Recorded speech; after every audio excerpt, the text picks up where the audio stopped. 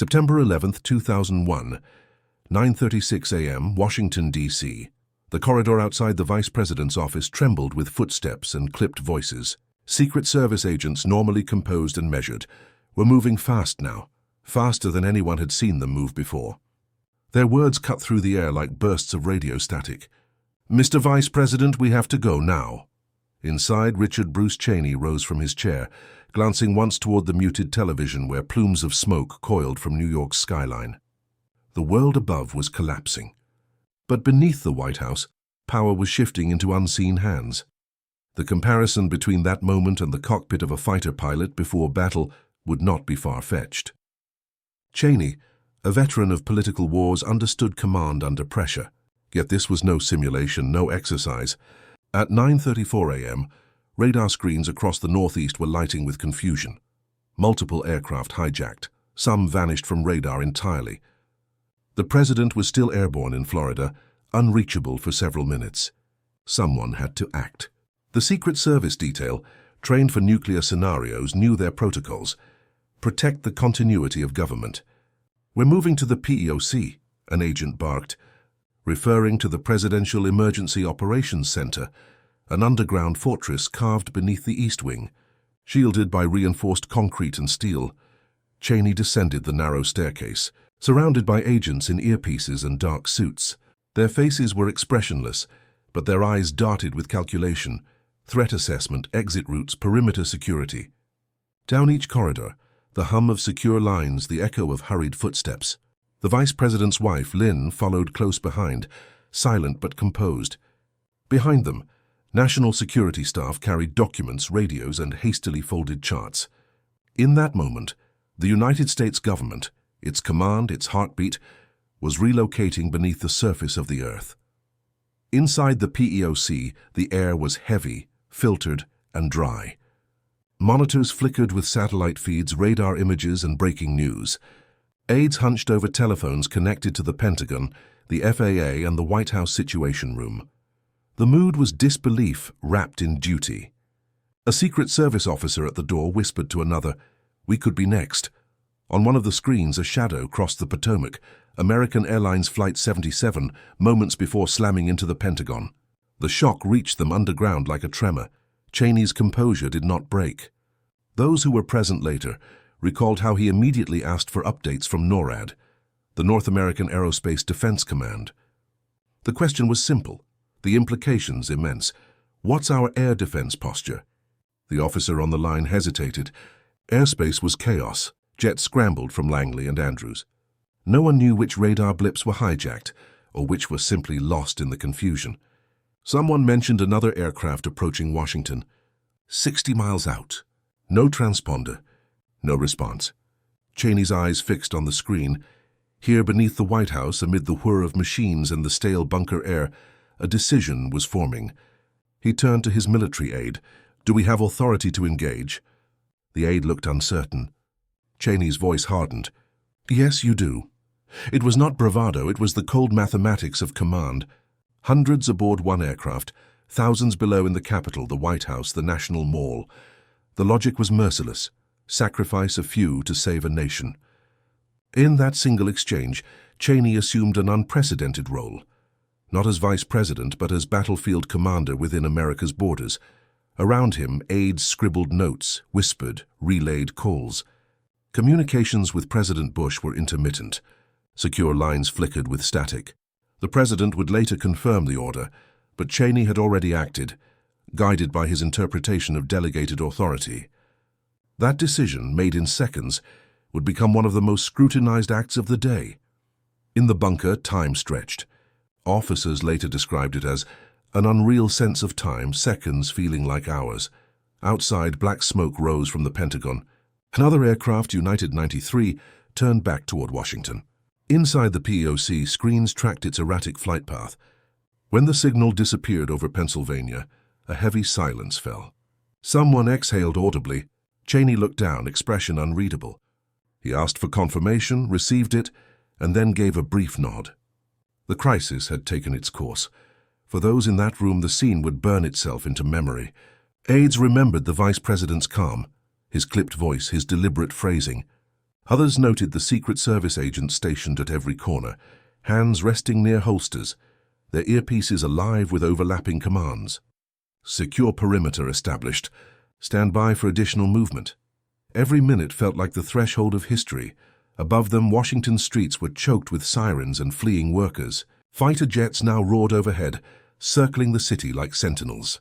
Inside the bunker, Cheney coordinated with Defense Secretary Donald Rumsfeld, who had evacuated the Pentagon's smoldering ruins, only to continue command from alternative sites. The continuity of government was now a living experiment. What began as an evacuation had transformed into an act of governance under siege. Cheney was not merely sheltering, he was commanding. Those present later recalled the quiet in his demeanor, a focus bordering on detachment. One staffer remembered him leaning slightly over the table, the fluorescent light glinting off his glasses as he listened to the flow of information. Intercepted calls, confirmed strikes, incoming threats. Every decision was a weight, every order a calculation in the face of chaos. By the time the president re-established consistent communication, the lines of authority had already blurred. The chain of command, traditionally clear, now wound through static and fear. Cheney's word in the bunker carried the force of immediate action. He did not hesitate to wield it. In those minutes beneath the White House, the Vice President of the United States became something the office had never been before, the operational heart of American defense. As smoke darkened the morning sky, and America faced its most direct attack in living memory, Dick Cheney sat underground, eyes fixed on a glowing screen, voice steady over a trembling nation. That was the moment when power quietly shifted, when the unseen commander took his place. At 10:03 a.m. Eastern Time, the rumble of a distant crash rolled faintly through the airwaves of the command networks that connected the skies over Pennsylvania to the bunker beneath the White House. By then, the order had already been given, an instruction that would test the boundaries of American law, morality, and conscience. The sequence had begun nearly 20 minutes earlier. In the Presidential Emergency Operations Center, PEOC, Vice President Dick Cheney sat flanked by his military aide, his communications officer, and a cluster of advisors who had rushed underground when the second tower was hit. The clock on the wall was only a suggestion now. Time had dissolved into a blur of phone calls, radar feeds and rising uncertainty. NORADs. Radar operators were tracking a fast-moving blip, approaching Washington from the southwest, an aircraft later identified as American Airlines Flight 77. When the blip disappeared from radar near the Pentagon, every person in that bunker understood what it meant. The ground shook faintly a few seconds later. The line to the Pentagon went silent, then filled with noise, shouts, static alarms. Someone muttered, "We've lost them." The chaos was total. At the FAA command center in Herndon, technicians were shouting over one another, trying to separate confirmed hijackings from false alarms. Reports spoke of 10 more planes unaccounted for, then 6, then 4. No one knew which information was reliable. Some air controllers swore they had a target heading directly for Washington. Others insisted the radar echoes were ghosts. Inside the PEOC, the atmosphere was dense, almost claustrophobic. Air filters hummed softly. Monitors flickered with the grainy feed of CNN. Cheney leaned toward his communications officer. "What's the status of intercept authority?" he asked. The officer relayed the question to NORAD's liaison, whose voice on the line carried both tension and fatigue. "We're waiting for clearance to engage, sir." That was the moment when history compressed into a handful of words. Cheney looked at his aide, a military officer whose task was to confirm orders through proper channels. "Do the pilots have authorization to engage?" The aide hesitated. "Sir, are you confirming engagement authority? Shoot-down authority?" Cheney's reply was firm, almost quiet. "Yes, that's correct." Witnesses in the room later described the silence that followed. For a second or two, no one moved. The Secret Service agent standing by the door shifted his weight slightly, eyes flicking toward the monitors that showed the chaotic radar plots.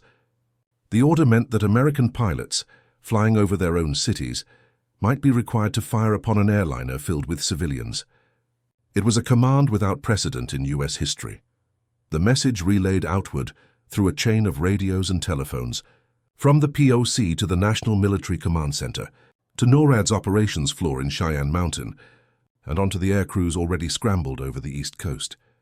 At 10:10 a.m., pilots in F-16s from the 121st Fighter Squadron at Andrews Air Force Base heard the coded message that gave them permission to intercept and, if necessary, destroy any aircraft heading toward Washington that refused to respond. One of those pilots, Lieutenant Heather Lucky Penny, later recalled the surreal weight of that order. She and her flight leader, Colonel Mark Sasseville, had scrambled without live missiles. Their jets carried only training ammunition.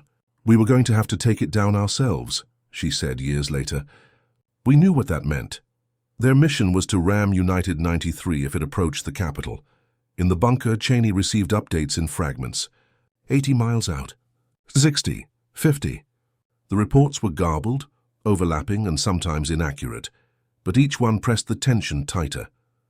National Security Advisor Condoleezza Rice remembered the moment vividly. "You could feel the gravity in the room," she said. There was no time for politics. It was simply survival. At 10:28 a.m., as smoke continued to pour from the Pentagon, the situation began to clarify. NORAD's radar operators reported that one of the remaining hijacked planes, United 93, had vanished from their scopes near Shanksville, Pennsylvania. Unbeknownst to those in the bunker, passengers aboard the plane had fought back, storming the cockpit and forcing the hijackers to crash the aircraft short of its target. The news reached Cheney minutes later. "We've lost contact," a voice said over the speakerphone. "Impact confirmed." The room fell quiet. Some in the PEOC exhaled in relief, others in disbelief. No intercept had been needed. No missile fired, no collision ordered. But the weight of the decision, the readiness to destroy one of their own, remained. In later interviews and official testimony, Cheney's team stood by the necessity of the order.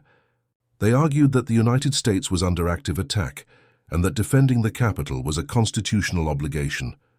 Yet the details of when exactly the authorization was given and whether the President had explicitly approved it before or after would become a matter of intense scrutiny. The 9/11 Commission later noted discrepancies. According to some witnesses, Cheney issued the shoot-down order at 10:10 a.m. Others recalled hearing it closer to 10:20 a.m. after United 93 had already crashed. Communication gaps, misunderstandings, and the fog of war all blurred the timeline. What remained clear was the intent. The United States was prepared to defend its own skies, even at the cost of civilian lives. Pilots who received the order described the inner conflict it created. In interviews years later, many reflected on the surreal morality of that day, being asked to choose between duty and compassion. One officer said, "You don't train for that. You train to shoot down enemy planes, not your own people." Yet none questioned the necessity. The memory of the burning towers and the smoldering Pentagon made the decision feel unavoidable.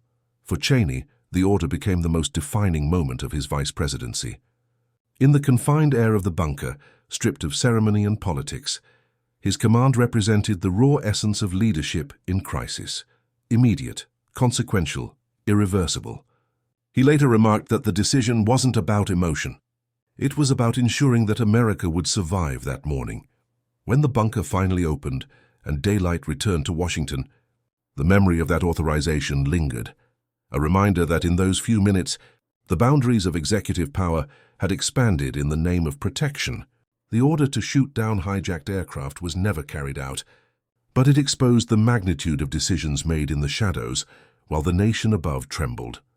In the quiet that followed, some aides recorded the precise words spoken that morning. Others simply sat in silence, absorbing the enormity of what had almost occurred. The world outside saw only the smoke and the chaos. But beneath the White House, within those reinforced walls, a single sentence, "Yes, you do," had defined the unseen commander's resolve.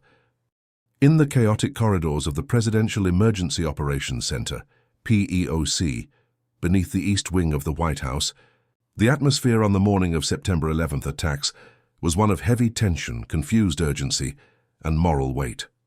The normally formal world of the Vice President's office was stripped away. Instead, there was a bunker, blinking monitors, radio chatter, and men and women trying to interpret fragmentary warnings. The evacuation of Dick Cheney by agents of the United States Secret Service is itself telling of that moment. At roughly 9:36 a.m., according to many accounts, he was confronted by agents in his West Wing office who told him simply, "Sir, you have to come with us now. timelineofterror.org+2 timelineofterror.org+2." The agents physically propelled him down the corridor and into the stairwell, and through a tunnel toward the underground facility. The formality of office disappeared. One Secret Service agent later described how such evacuations are routinely practiced, but this was real, and the speed was frightening. timelineofterror.org+1 as Cheney descended, the guards and agents around him sensed that something immeasurably serious was happening. One Marine officer later recalled the smell of filtered air, the hum of backup generators, and the low ceiling of the tunnel leading to the PEOC. They were trained for emergencies, yet nothing in the training was quite this real. In that hallway, one guard whispered to another, "We could be next." That quiet admission carried everything.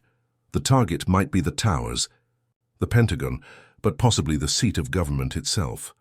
Once inside the PEOC, the mood shifted but did not lighten. The room held a long polished wood conference table, chairs around it, and banks of screens relaying feeds from the Pentagon, the FAA, NORAD, and networks. Journalists later described the space as an underground situation room turned War Command Center, International Center for 9/11 Justice +1. The Secret Service agents remained at posts, by the doors, by communications racks alert ready, yet their confidence was strained. One agent noted that he had clearance codes and briefings for evacuating high-ranking officials, but nothing in his folder matched airliners used as weapons over Washington. While the formal air of security remained, underneath it was the roar of improvisation. Lines of communication crackled with static. The Vice President asked for updates. "What do we have? Which planes are unaccounted for? Are we safe?" A communications officer answered, "Sir, there's an unresponsive aircraft heading toward DC. Transponder off, intercept tracking." The guard at the door held his breath. In that moment, the difference between routine protection and active defense shrank to seconds.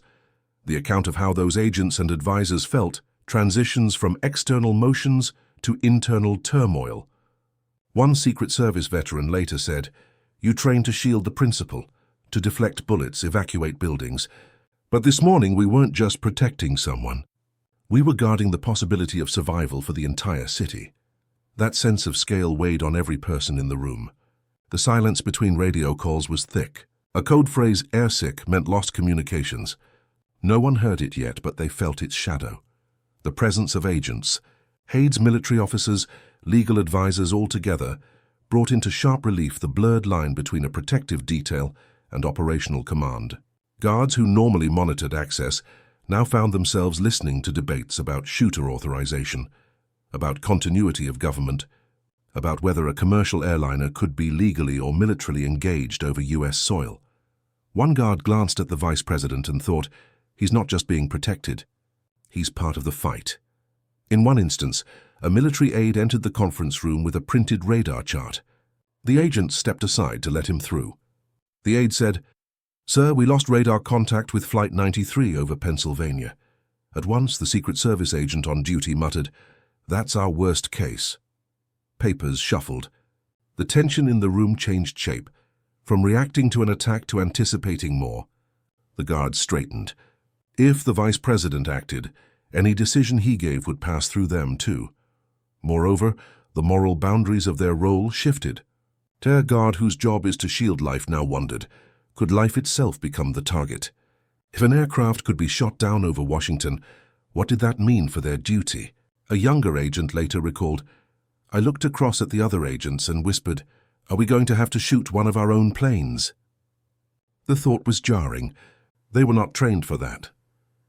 The locus of their responsibility had expanded. In the background floated the noise of the city above. Sirens, horns, media satellites, the distant hum of fighter jets scrambling. But down in the PEOC, the agents could hear only filtered echoes, the hum of ventilation, the tap of keyboards, the near-silent respirators in the tunnel. One Marine guard later noted, "Time slowed. A minute felt like 5. A door opening sounded like an explosion. The physical sensations of the space resonated with the psychological load. By late morning, the agents and guards had seen enough to know that their protective bubble was now part of the national security machinery. They weren't just escorting Cheneys, they were supporting the infrastructure of decision-making. One Secret Service supervisor said, "When we escorted the vice president into the bunker, I realized we're no longer simply keeping him alive, we're keeping the government alive." That distinction haunted him. Their efforts were not without ambiguity. Some agents later said that their advance preparations, boots, evac routes, shielded halls, had proceeded flawlessly until the morning of 9/11, but the training never envisaged a commercial airliner used as a missile. One guard remembered sliding down the handrail of the tunnel, head low, thinking, "If I emerge into daylight again today, it may be into a new world." That mindset stayed with him long after the bunker cleared. Finally, as the afternoon waned and the immediate threat appeared to recede, the agents gathered at the perimeter of the PEOC and exhaled. Shelves of briefing binders remained untouched. Monitors still glowed, but the pace changed. One agent closed his eyes for a moment and said, "We did what we always do, but today we realized what we protect is more than a person," and in that recognition lies the heart of that. Morning, the Secret Service officers and guards were not merely witnesses of history. They were its stewards in real time. In that bunker beneath the White House, amid guards, code words, telephone patches, and radar discs, the people intended to ensure the safety of the vice president found themselves part of something greater. Their training, their uniforms, their routines became instruments within a crisis beyond precedent.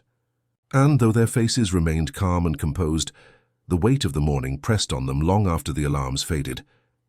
The discrepancies surrounding the timeline of Vice President Dick Cheney's shoot-down authorization on September 11, 2001, remain one of the most scrutinized and debated moments in modern American history.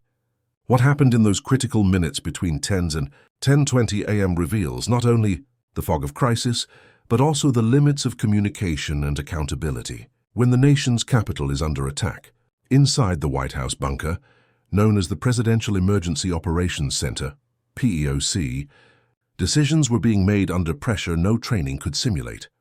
According to the official 9/11 Commission report, President George W. Bush, airborne aboard Air Force One, granted Cheney the authority to issue an order allowing U.S. fighter jets to shoot down any hijacked aircraft approaching Washington, D.C. The logic was chilling but clear. After 3 planes had struck their targets, the 4th, believed to be United 93, was heading toward either the White House or the Capitol. The order meant that, if necessary, an American pilot could be commanded to destroy a civilian aircraft filled with passengers to prevent another catastrophic strike. The tension lies in the timing. Cheney and several witnesses later testified that the authorization came before 10:15 a.m., and that the vice president promptly relayed it to the Pentagon. But radar data and FAA logs suggest that United 93 had already crashed in Pennsylvania by 10:03 a.m., raising questions about whether the order was issued too late to matter, or whether confusion in the bunker led to conflicting memories of events unfolding in real time. The PEOC itself was a hive of disjointed information. Radios and secure lines carried overlapping voices. Air Force One was communicating intermittently through military channels. NORAD controllers were tracking multiple unidentified radar returns. FAA centers were grounding the national airspace system for the first time in history. Amid that torrent of data, Cheney sat at the center of the storm, surrounded by National Security Advisor Condoleezza Rice, Transportation Secretary Norman Mineta, and senior military aides. Witnesses later described a calm but focused demeanor. Cheney wasn't shouting orders. He was deliberate, methodical, his face impassive. One aide said he didn't blink. He listened, processed, and spoke only when sure. In that basement room, a steady tone was the closest thing to control. Yet even that calm could not mask the rising confusion about what planes were still airborne, and which reports were real. At approximately 10:10 a.m., according to notes later declassified, Cheney was told that there was an aircraft 80 miles out and closing fast toward Washington. The vice president turned to the military aide beside him, a young officer carrying the codes and communication devices used for nuclear and air defense coordination, and gave a simple order. "I authorize it." The words were plain, but their meaning carried immense gravity. Within seconds, the authorization was transmitted to the Pentagon's Air Defense Command. But in the Pentagon's Operations Center, the message arrived garbled. Some officers believed it was a general weapons-free order. Others thought it was hypothetical, awaiting confirmation from the President. NORAD's Northeast Air Defense Sector, NEADS, located in Rome, New York, received a call from the White House relay line but no clear directive.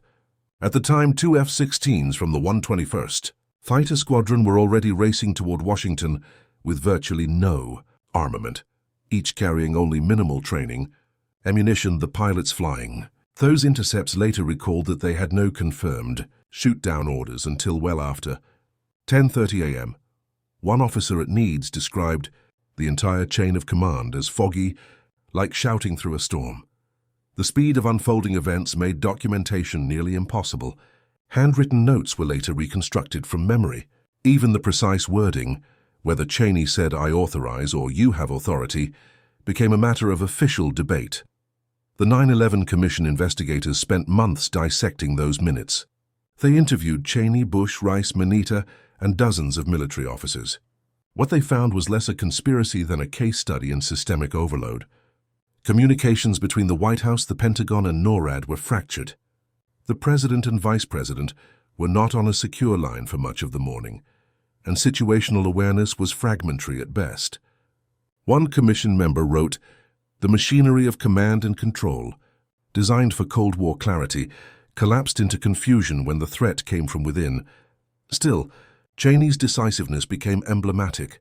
Supporters saw it as a model of leadership in crisis, someone willing to make a morally unbearable call if it meant saving lives. Critics viewed it differently. A vice president stepping into a quasi-presidential role without clear constitutional authority, acting on incomplete information, and leaving behind a paper trail riddled with contradictions. Norman Mineta's testimony before Congress added another layer. He recounted hearing an exchange in the PEOC between Cheney and a young officer who repeatedly updated him on the distance of an approaching aircraft. According to Mineta, the officer asked, "Do the orders still stand?" And Cheney replied, "Of course they still stand." "Have you heard anything to the contrary?"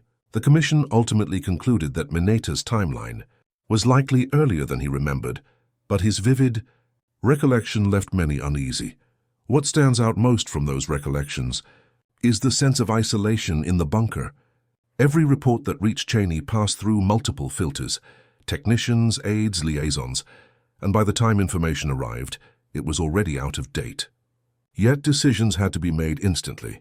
When Cheney gave the shoot-down order, he was operating under the belief that hijacked planes were still inbound. In that sense, the act was both futile and inevitable.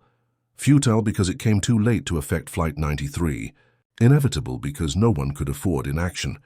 After the attacks, military procedures were rewritten to ensure real-time communication between the President, Vice President, NORAD, and FAA.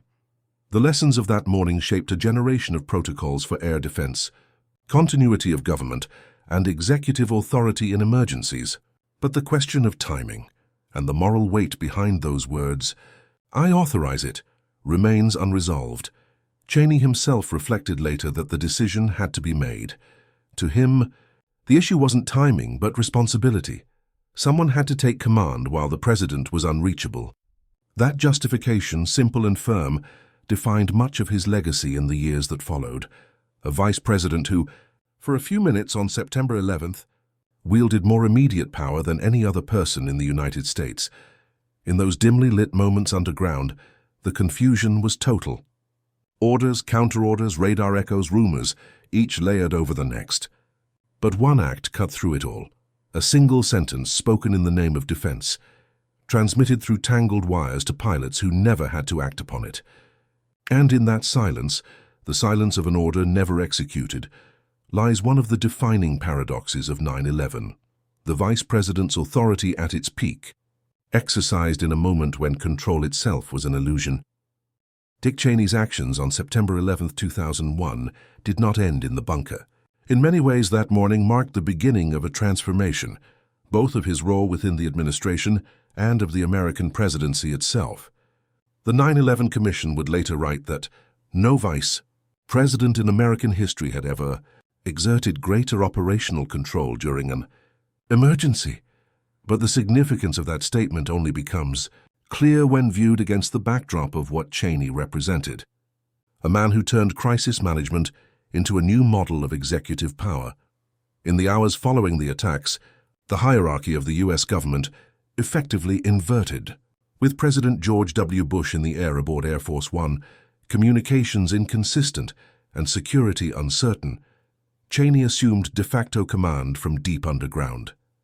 For nearly 3 hours, he functioned as the nexus of decision-making, coordinating military responses, ordering evacuations, and advising which government officials should be moved to undisclosed locations. The constitutional boundaries that usually define the vice presidency blurred into the fog of necessity. Those present in the presidential emergency operations. Center later recalled that Cheney seemed almost preternaturally calm. He didn't pace. He didn't hesitate, Condoleezza Rice said. He just absorbed information and gave direction. But beneath that composure was a man who had spent decades preparing for this exact scenario. Since the 1980s, Cheney had been involved in classified continuity of government programs designed to ensure the survival of the executive branch after a nuclear attack. On 9/11, those Cold War procedures were resurrected, not for atomic warheads but for hijacked planes.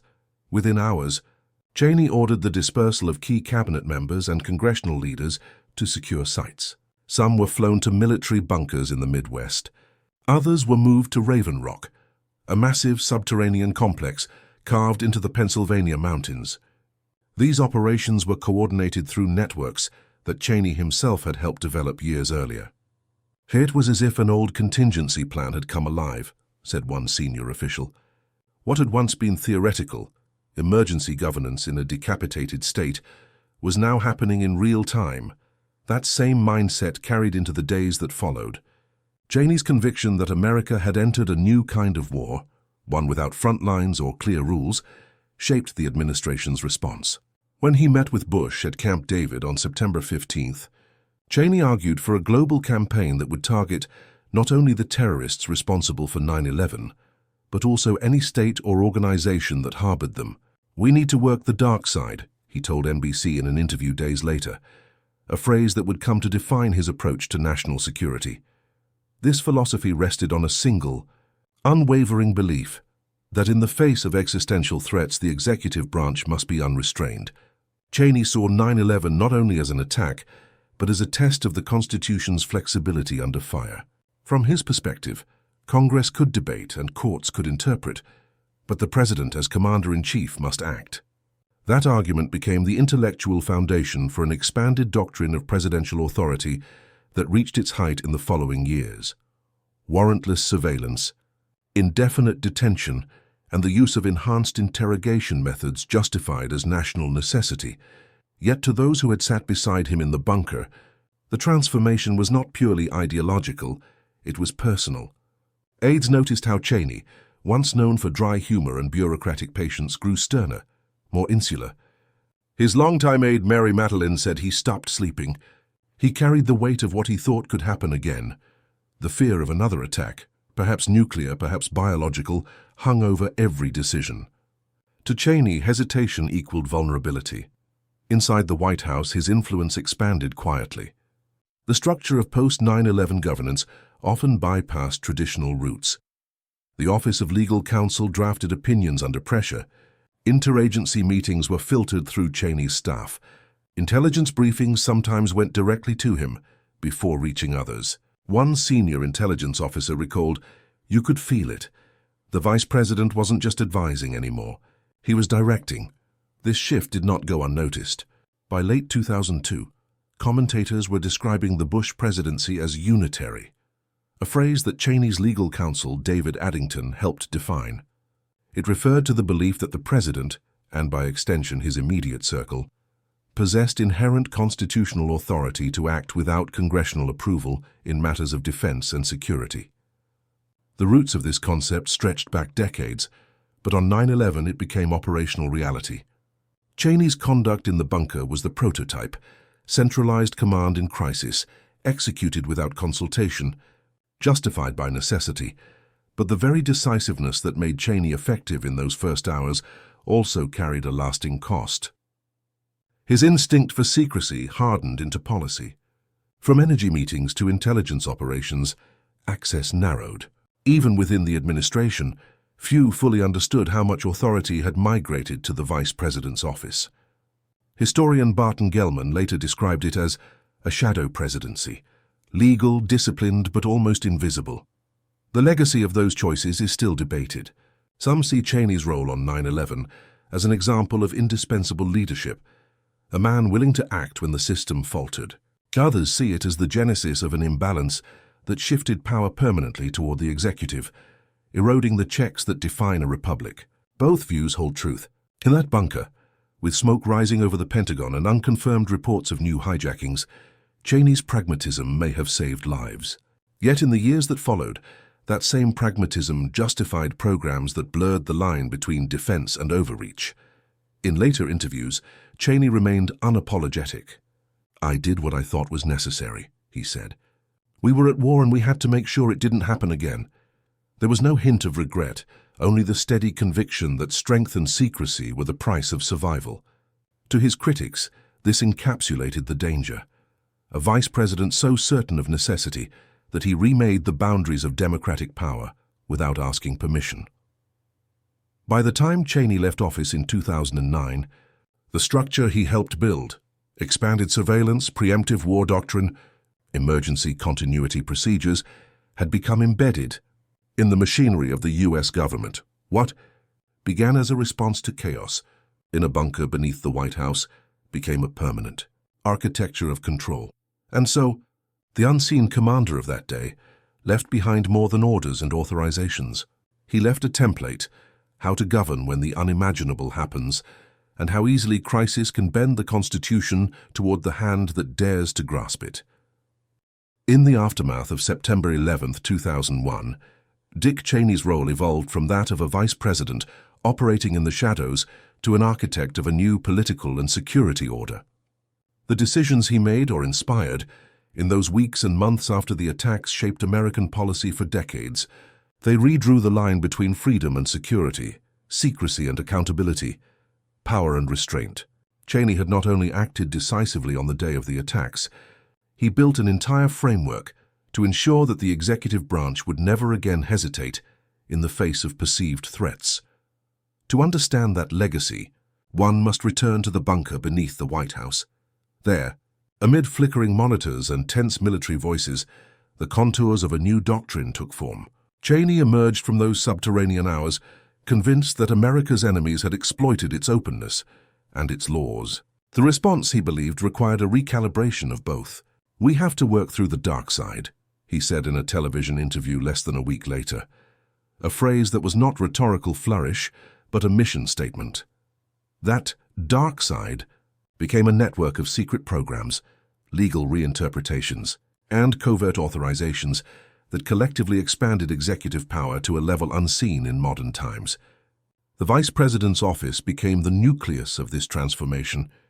It was Cheney, more than anyone else, who pushed for the creation of the National Security Agency's warrantless surveillance program, codenamed Stellar Wind, allowing electronic monitoring of U.S. citizens without court approval. To him, the Constitution's Fourth Amendment protections were not abolished but adapted to a new kind of war, one where the enemy had no state and no uniform. In Cheney's worldview, the traditional checks on presidential authority, Congress, the courts, even the press, were vulnerabilities when national survival was at stake. The threat, as he saw it, justified an inversion of the normal democratic order. Power had to flow downward, not outward. Decisions had to be centralized, not debated. He often quoted Justice Robert Jackson's opinion from the 1952 Youngstown steel seizure case, but reinterpreted it. Where Jackson had warned that emergency powers tend to kindle emergencies, Cheney saw necessity, an argument that in times of peril, a restrained executive was a dangerous one. This philosophy quickly manifested in concrete policy. Within weeks, Cheney chaired meetings that crafted the legal framework for detaining suspected terrorists at Guantanamo Bay. It was he and his counsel, David Addington, who helped draft the memos redefining the limits of interrogation, documents that later became known as the torture memos. Their reasoning was clinical, that methods traditionally forbidden under the Geneva Conventions could be reclassified as enhanced interrogation when applied to unlawful combatants. Critics called it a moral dissent. Cheney called it a necessity. Every major national security initiative of the Bush era bore his imprint. The creation of the Department of Homeland Security, the expansion of surveillance authorities under the USA Patriot Act, the use of rendition programs to transfer prisoners to foreign countries for questioning. Even the decision to invade Iraq in 2003, ostensibly to neutralize weapons of mass destruction, was driven in large part by Cheney's belief in preemptive defense. "We can't afford to wait for threats to materialize," he told aides, echoing the logic of his 9/11 mindset. Act first, confirm later. The results were paradoxical. In the short term, the United States achieved an unprecedented state of internal vigilance. Airspace defense systems were modernized. Intelligence coordination improved. No large-scale attack occurred on U.S. soil during the rest of his tenure. Yet the cost was profound. Civil liberties curtailed, global credibility eroded, and a public trust shaken by secrecy. The same bunker mentality that had preserved continuity of government on 9/11 became, in the years that followed, a symbol of democratic opacity. Inside Washington, Cheney's influence was unlike anything seen in modern vice presidencies. Staffers joked that his office operated like an intelligence agency, small, disciplined, and impenetrably secret. Even cabinet members found themselves circumvented. Colin Powell once complained that decisions seemed to appear fully formed from Cheney's office, with the implication that debate had never occurred. The bureaucratic quietness was deliberate. Cheney understood that power exercised quietly faced less resistance. Public perception of him darkened accordingly. To his supporters, he was a sentinel, uncompromising, coldly rational, the man who did what others feared to do. To his critics, he embodied the erosion of democratic oversight, the shadow president whose secrecy masked moral decay. His approval ratings fell, but his influence within the national security establishment remained unshaken. He didn't need popularity. He needed compliance. By the time the Bush administration ended in 2009, the institutions Cheney had reshaped were not temporary wartime measures. They were the new architecture of American power. Programs begun in secrecy became embedded in statute. The Patriot Act surveillance provisions, once described as emergency tools, were reauthorized by successive Congresses. The CIA's covert operations budget doubled.